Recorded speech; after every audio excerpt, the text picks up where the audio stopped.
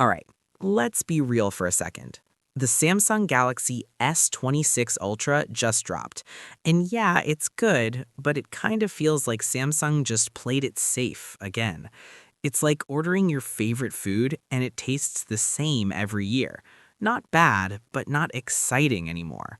A lot of people were expecting something fresh, maybe a new crazy camera, maybe a bigger battery with new tech, maybe even small things like built-in magnets for accessories. But instead, it's more like, here's the same phone, just slightly polished. And honestly, when you compare it to older phones like the Samsung Galaxy S23 Ultra, the difference is not that big. So now the real question is, if you're upgrading this year, should you still go Samsung, or are there better options out there? Because right now, other brands, especially Chinese brands, are moving like crazy. They're not playing safe. They're experimenting, improving, and pushing limits. So let's break down 4 phones that honestly feel more exciting than the S26 Ultra. First up, the one that surprised me the most, the OPPO Find X9 Pro.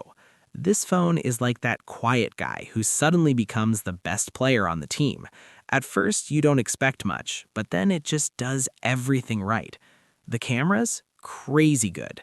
Like, imagine taking a photo in bad lighting and it still comes out looking like you used a professional camera. That's what this phone does. OPPO worked closely with Hasselblad, and you can actually see the difference. Colors look natural, details are sharp, and portraits look clean. Even the zoom camera is strong. Around 3.7 zoom, it doubles as a perfect portrait lens. And this is not just hype. After taking thousands of photos, this phone proves itself. Now let's talk about daily use. The performance is powerful, the battery is big, and the phone feels solid in hand. And here's something crazy. It survived multiple drops without damage. That's like dropping your phone again and again, and it just says, I'm still fine. The only downside, it's not available everywhere. But if you can get it, it's easily one of the best all-around phones right now.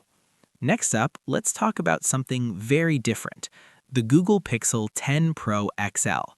Now, this phone is like that smart friend who may not be the fastest, but always has the best ideas. Performance, not the strongest. Gaming, not the best. But where it shines is AI and camera magic. Google does things differently. You don't get a lot of customization, and the design is simple, but the software is smart, like really smart. You take a photo and the phone just knows how to fix it. Lighting, colors, skin tones, everything looks balanced without you doing anything. And the AI features? They feel like having a little assistant inside your phone. Editing photos, fixing mistakes, helping with tasks, it's all smooth. So if you want a phone that feels intelligent and simple, this is it. But if you're a heavy gamer, yeah, this one might not be for you. Now let's move to the camera king, the Vivo X300 Pro. This one is all about camera perfection. If the OPPO was amazing, this one is like going one step further. Same level hardware, but better tuning. And trust me, tuning matters a lot. It's like two chefs using the same ingredients, but one just cooks better. That's Vivo right now. Photos look stunning in almost every situation. Day, night, indoors, outdoors, it just delivers. But where it really shines are portrait shots. This phone takes portraits that look like they came from a DSLR camera. Background blur looks natural, skin tones look real. It just feels premium. And the rest of the phone? Also strong. Big battery, smooth performance, and now the software is much better too.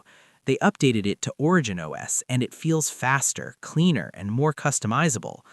Only problem, not available everywhere, especially in places like North America. And the global version has a slightly smaller battery.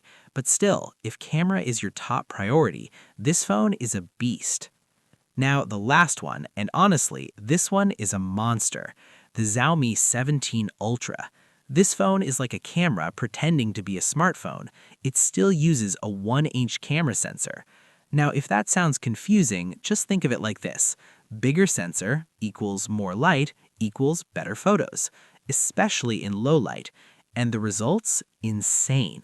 Photos look rich, detailed, and very natural.